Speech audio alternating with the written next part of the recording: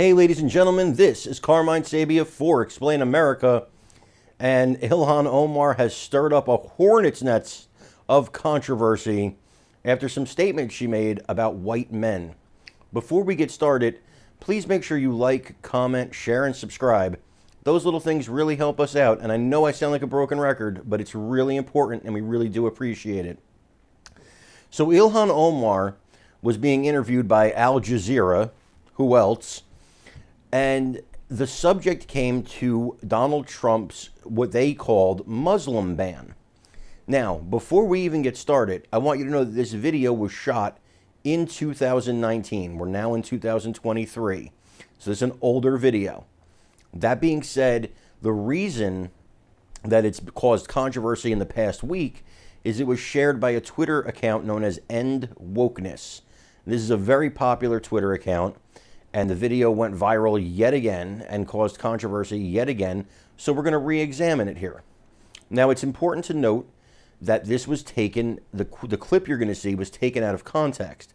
There was a broader interview in which they were talking about Trump's quote-unquote Muslim ban, and Ilhan Omar said that people should be more worried about white men than they were about people from the Middle East or for these particular countries that were banned.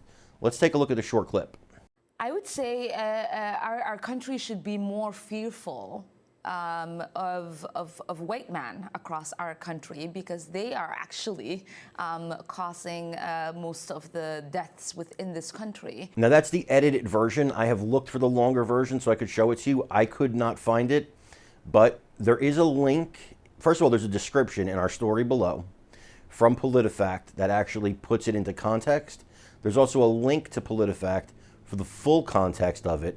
So if you want to know the full context of what was said, that's where it is. But it doesn't negate what she said.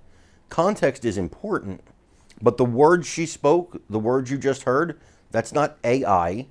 It's not fakery. It's not somebody doing an Ilhan Omar impression. It's Ilhan Omar saying that people should be more frightened of white men than the people who were on the country ban from former President Donald Trump. And you can think what you want. You can say white men are disproportionately whatever. However, we did look up FBI crime statistics, and it's not true. It's not true. White men are not. If you were going to pick one group of people to fear, it probably wouldn't be white men, judging by the FBI statistics. I'm not going to go into them here, but you can look them up for yourself.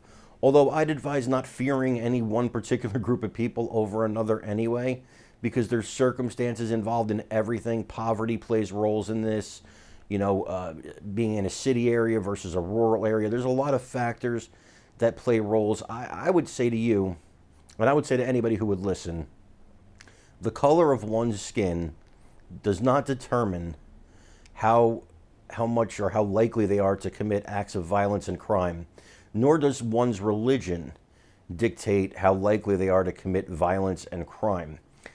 These are ridiculous ideas. Human beings, right? We all come from God.